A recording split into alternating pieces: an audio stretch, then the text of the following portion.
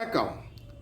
தாய்லாந்தில் திருப்பாவை திருவம்பாவை இந்த ரெண்டு பாடல்களையும் பாடித்தான் இன்றைக்கும் தாய்லாந்தில் மன்னர் ஆட்சி நடக்கிறதுன்னு தெரியும். அந்த மன்னருக்கு முடிசூட்டுவது இந்த திருப்பாவையும் திருவம்பாவையும் பாடல் பாடி பிறகுதான் பண்ணுவார்கள்.